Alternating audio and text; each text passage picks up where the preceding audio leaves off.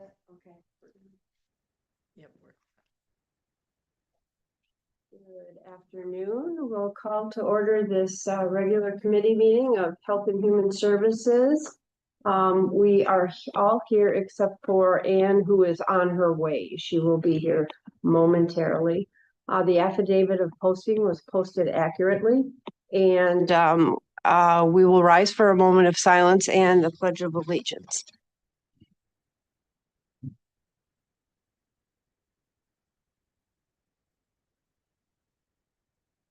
I pledge allegiance to the flag of the United States of America and to the republic for which it stands, one nation under God, indivisible, with liberty and justice for all. All right. Did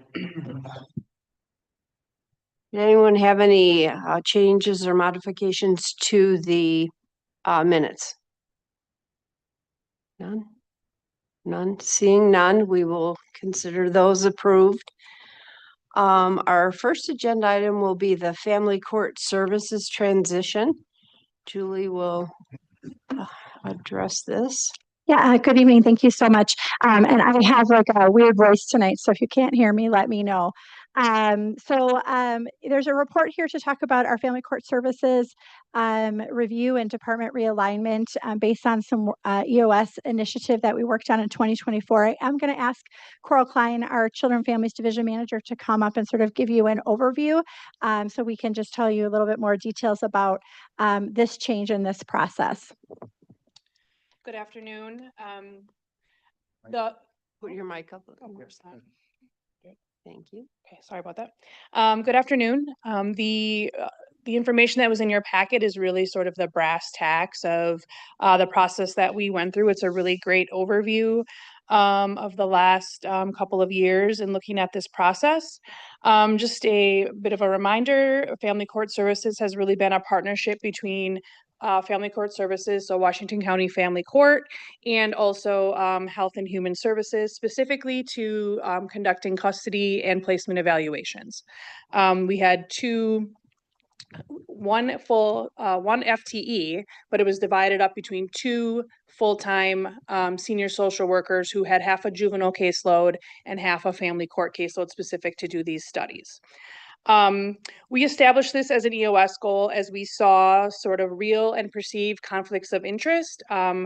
More families receiving services through the department, whether through youth justice services or through child protective services, a lot of overlap, a lot of I would say consumer opinions around conflict of interest in workers and having all of the services run through the Human Services Department, even though these two particular senior social workers were generally outside of the social workers that were providing services to these individuals. We tried to be very planful around case assignment in that way. We also saw increases in personnel and department expenses. Like I said, it was supposed to be one full-time FTE with a 50-50 split, and it really moved into more of an 80-20 split between these workers, which created additional, I would say, case assignment and workload issues in our juvenile unit. Also, we had been aware that other county family court services lived outside this particular function, lived outside of human services. So we really wanted to dig in to see if our model was aligned with best practice and if we were providing these services most efficiently to the community that we could. So we reviewed the models of 6 similarly sized counties. And came to the conclusion essentially that in addition to our concerns, which was these conflict of interest or people that were receiving multiple services from multiple programs, and the increase in department time and expenses, that also our organizational structure was outdated. Of these additional 6 similarly sized counties, their family court services in this particular function lived outside of human services and really lived within the court. We presented these findings to Commissioner Mall and the presiding judge, of course, Sandra Girnoff, and sort of made a pitch about our concerns, what we saw, our assessment, the information we gathered about these counties, and again, really sort of gave a pitch to have these services live outside of Health and Human Services and live with the court. Sort of the conclusion was that went very well. It was very well received. I think it was an opportunity to look at the family court services as a whole and how these evaluations were being provided, and also where they lived in the process of the family court process. That's really not my wheelhouse, but how it kind of like lived in conjunction to everything else that needs to happen in that type of legal proceeding. One of our senior social workers who has been doing this work for 30 years, she's been doing court studies and juvenile work for that long, was really interested in establishing the program and its new structure, and has been working closely with Commissioner Mall and Judge Gearnoff to sort of look at that and figure out how that could best meet the needs of our community. So as your packet says, we are on track really to transition those services as of January 1st. We're trying to just get the logistical pieces aligned. But quite honestly, it was very well received by the court. We had a lot of really great in-depth conversations about what it looked like from a Health and Human Services perspective and what it looked like from a client perspective. So yeah, that's about the gist. Yeah, thank you. So we've been working on this, and we wanted to bring this to the committee, primarily just to give you an update and see if you had any questions about this change. It's a budgetary change that we're making. So it's the finances for this position, and the revenue that's generated is going to be moving over to the clerk of courts. And then the position authority and supervision of this position is moving over to the clerk of courts as well. And so we would have liked to have done this in the budget process, although we wouldn't have had a formal conversation about it then. But by the time we sort of got everybody on board and talking about it, it was too late to put this in the budget process. So it's really going to be sort of a paperwork on our end, but just wanted to bring it to the committee and see if you had questions or concerns. Any questions or concerns? Supervisor Bossert? Yes, so I'm going to ask that we add this item on the January agenda with a closed session to it so we can revisit some of this and talk about some of the issues and ask some questions that might not be appropriate to talk about in open session relating to personnel and other sensitive matters. Okay. Yep. Right here.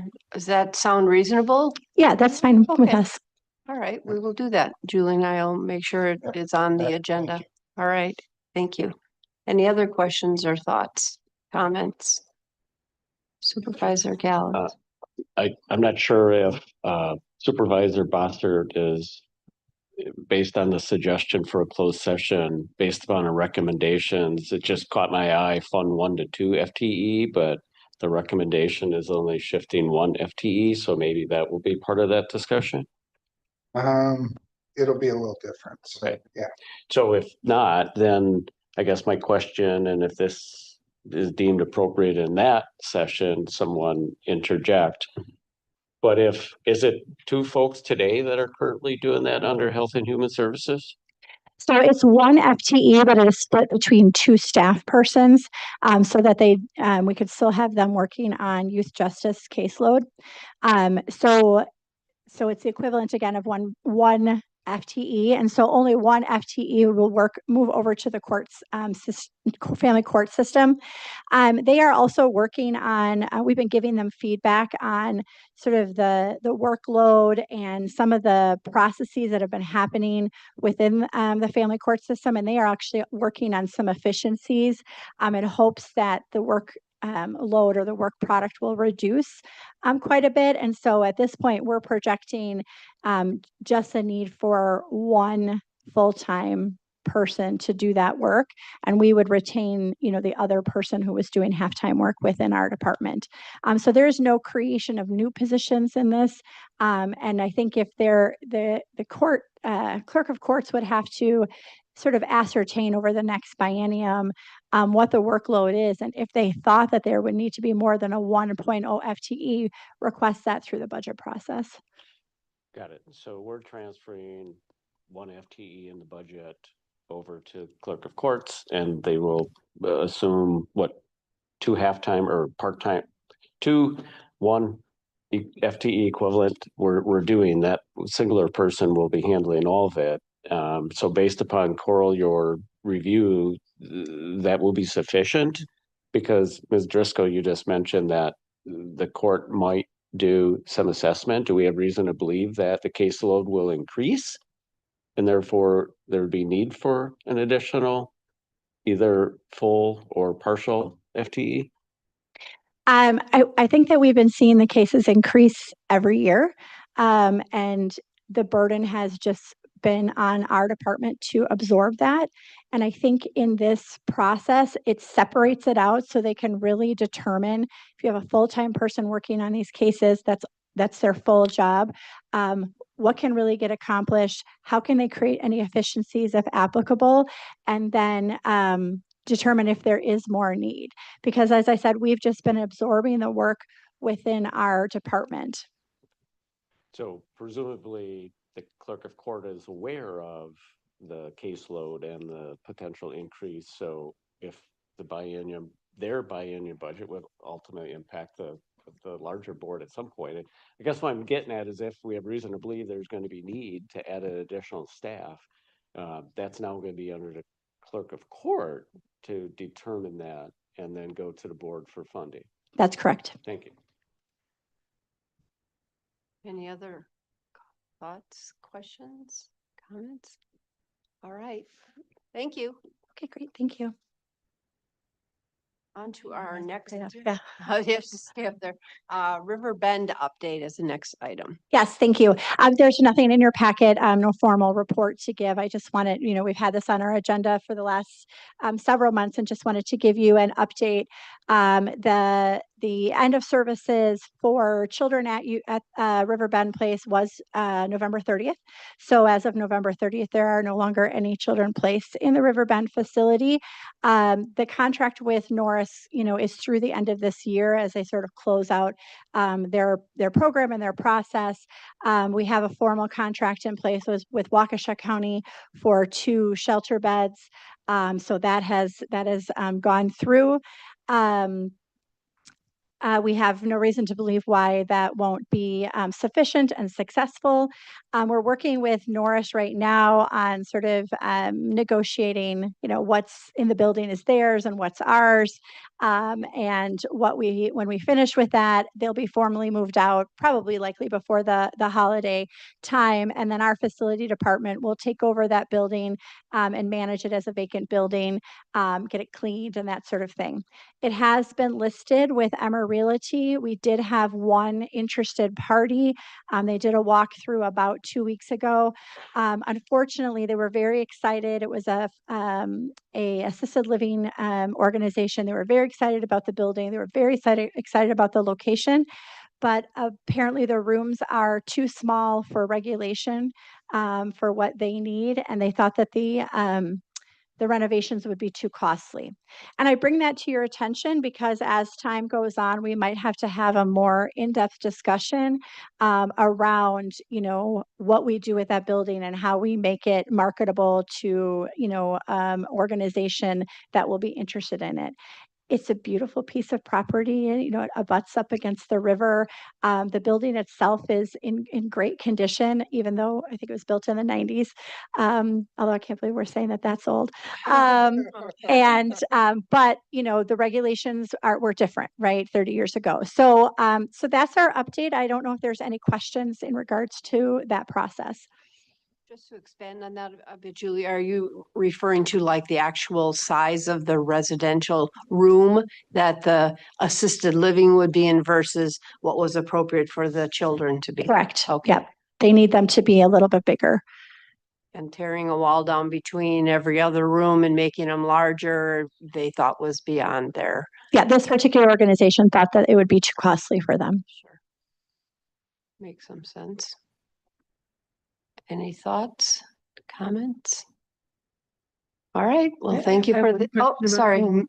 Is there anything with zoning on it? Is it only like for potential hires? Is that? It's currently zoned as institutional. When Emmer has spoken to the city of West Bend, they had given some indication that they would be willing to entertain some rezoning to like a multifamily So there is those two options.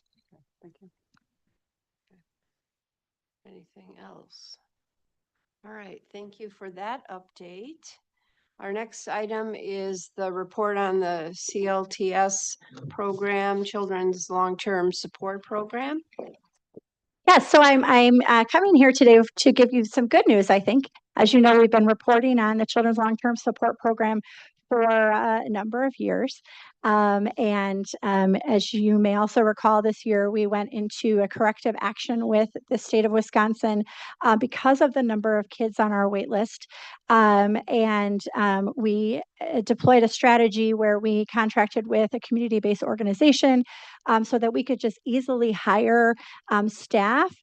So we can sort of get to like what's the right number of staff so that we can really start impacting this wait list. However, we also did put in our 26-27 biennium budget those positions for those staff to move over to be county employees. So in total this year, we ended up hiring 5 case managers. Those 5 positions are in our budget. And it seems like that right at this point in time is sort of the right mix of staff, because as you look at this data, you can see that our wait list has dropped significantly since January of 2025. And if you look at the second page of the report, you can sort of see the dashboard that the state provides for Washington County. We're always a little bit behind. I don't have the November data yet. So this is through October. And you can see for the average days of children waiting from referral to being enrolled, their benchmark is 90 days, and we are at 99. Whereas conversely, we had a high of 306 back in February. So we're really excited to see this. We've been working very hard and again, really trying to figure out what that magic number is of the number of staff, to the number of kids who are on the wait list and the number of kids who are going to continue to become eligible for the program. It sort of fluctuates at all times because you have kids, sometimes families decide they don't want the program or they're aging out of the program, and then you're enrolling kids. And so the state doesn't ever think that we'll have a 0 wait list. I mean, obviously that'd be super great. But it's really more around this 90-day benchmark that we're not keeping children and families waiting for services. So I thought this was a really great, I wanted to make sure that I highlighted this really great report for you as a good way to close out the year. I appreciate all the conversations that we've had at this committee and helping to make those decisions. I know we don't take lightly in Washington County adding staff and making sure that those staff are actually their productivity is bringing in the revenue to pay for their positions. And so really proud of this team and really pleased that we're at a place of not only compliance, but at a place where kids in our community are getting service in a timely fashion. Thank you for that update, Supervisor Gallus. Thank you, Chair. Ms. Driscoll, on your last comment about that staffing level, I know when we were having this discussion that 5 was determined good to meet current and potential fluctuation in caseload, as well as to allow new hires to get acclimated, adjusted. Our projections for caseloads, is staffing still sufficient, through this biennium based upon either past or potential? We're in a good place there. Our projection, I would say, is good for 6 to 9 months. I feel like we're good around where we're seeing, like I said, disenrollments, aging out, and then new cases coming in. I know that not all the staff are at a full caseload. So we're not, they're not topped out as well. They're at a good number. So I can't say that we wouldn't have to come forward to this committee in the next year for another position or 2 positions. But we kind of want to wait and see, sort of because it's always a moving target. And as long as we can continue to, enroll kids in a timely fashion, I feel positive about that. Anyone else? Supervisor Bossert. So just real quick, and maybe you said this and I missed it, but with funding this, all of the funding comes from the grants we receive. but you said some of the caseworkers are not tapped out. Are we still getting enough funding that we're covering our costs? Yes, so we put into our so every year we do a rate study with the state, and it's based on what our actual costs are with some projection around. We know that it takes so many months to become fully caseloaded, and I think our most recent hire was probably like in August. And so that rate that we set with the state, it's pretty high. And then we focus on staff productivity. But there's also a reconciliation process that happens at the end of the year because this program, per the state of Wisconsin, is to pay for itself. And so last year we did have a reconciliation process where we did get an additional like $300,000 because there's an admin fee that you're also eligible for, but they don't give it to you up front. You have to do the reconciliation of what your real expenses were so that they can say, okay, here were your costs. Here's what you drawn down from, the Medicaid revenue. And then maybe here was your either your deficit. There could be a time we could have to pay money back if for some reason we were overbilling. But there is that process to make sure that it does fully fund itself. It's been a work in progress with the state because, this program has been in an evolution, I would say, in the last 8 years. And I would say at the end of 2024 was the first time I felt confident that our costs were really fully being reimbursed through that reconciliation process. All right, thank you. Mhm. Okay, anything else? All right. Moving on to the leasing space at the Public Agency Center. Yes. So this agenda item, I am looking for an approval, a formal approval from this committee. Based on the county attorney gave me some advice that it is the county board and this body that gives us approval and permission to lease our space. And so we've been in conversations the last couple of months, and I've been in conversations with the county attorney. We have a organization that we contract with called Serona Recovery. They are actually the provider who's provided us the children's long-term support employees that are now moving into county employees in January.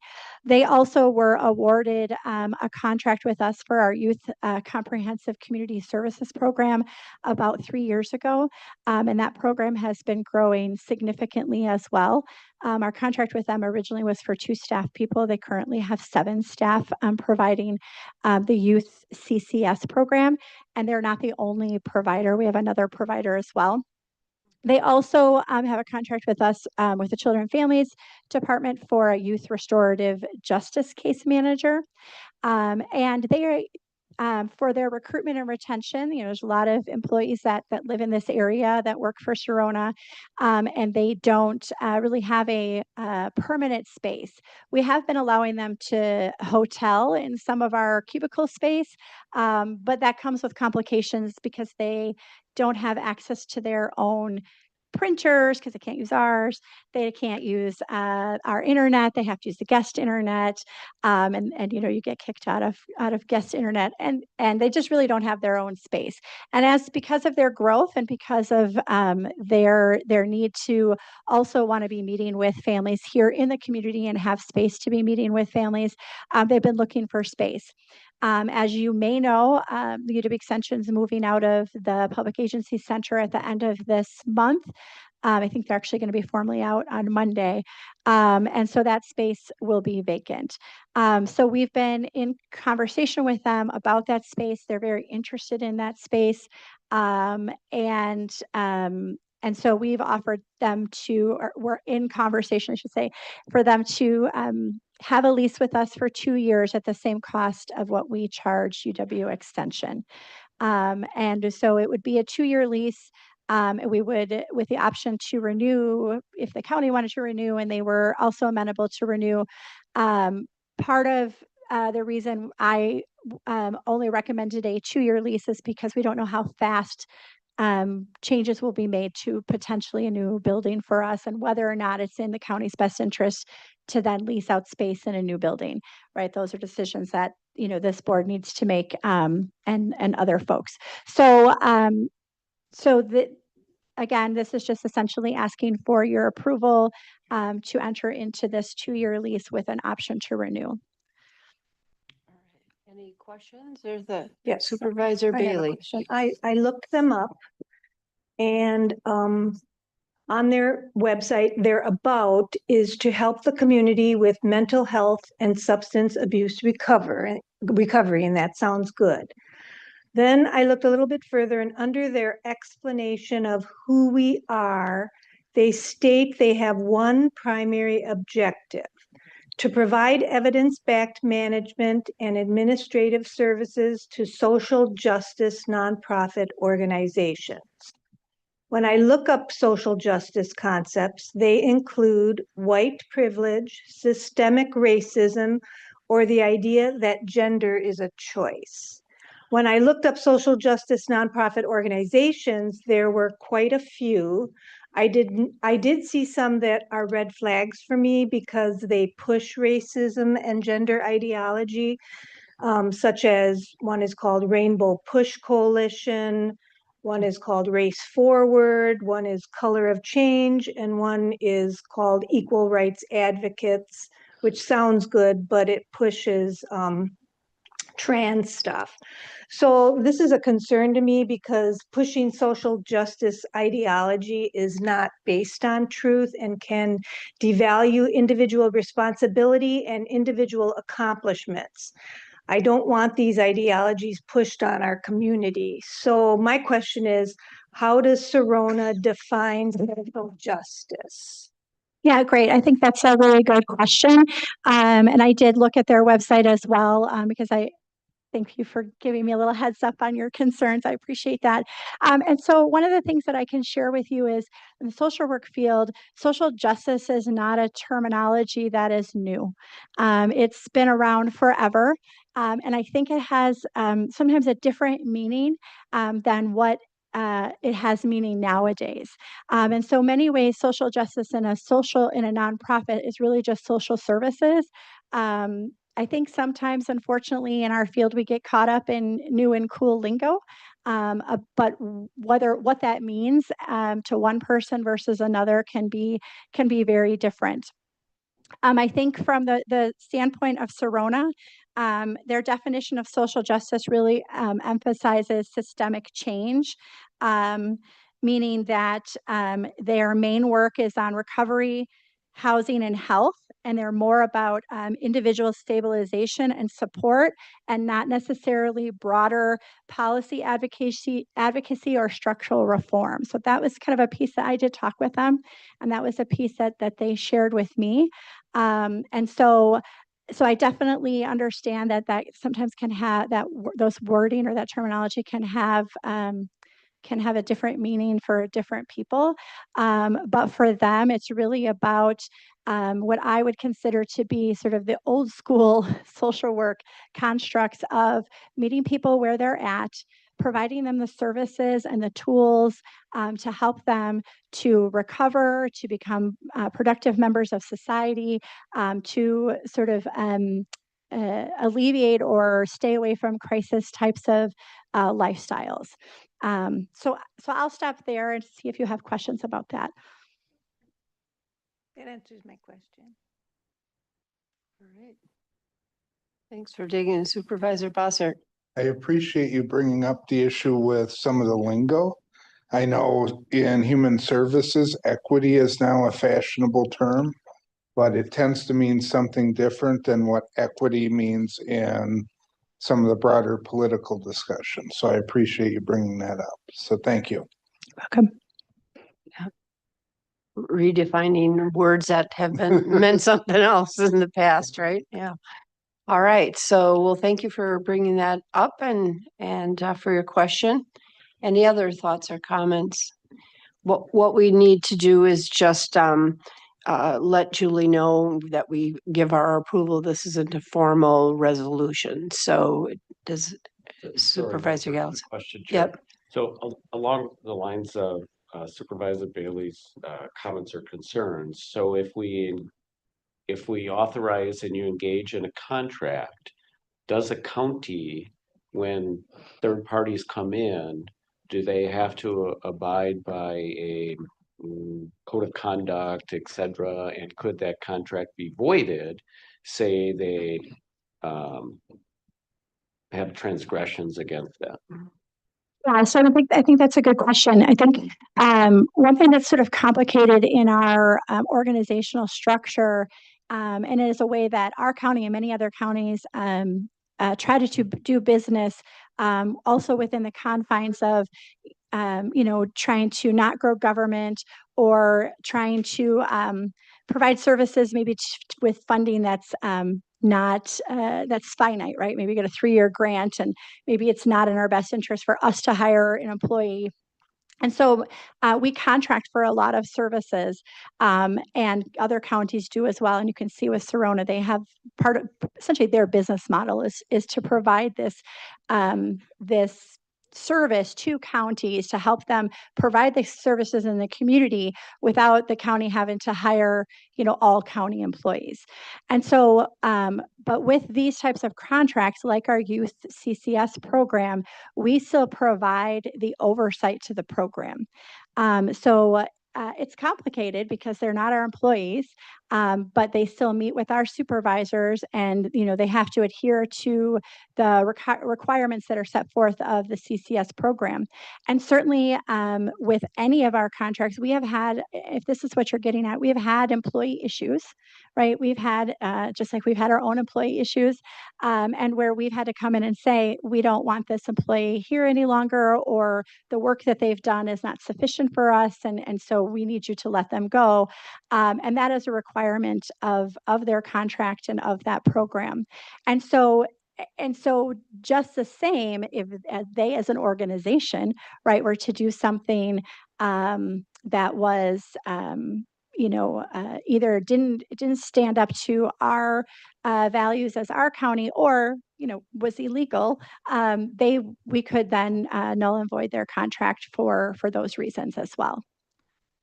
Right. Every organization has contractors, supplemental staff, and they have to abide here to that organization at hiring parent company. So I get that, but you just reassured me about a void provision in the contract, and I'm assuming the attorney will have that spelled out, so that presumably would address any concerns that might come up. Very good question.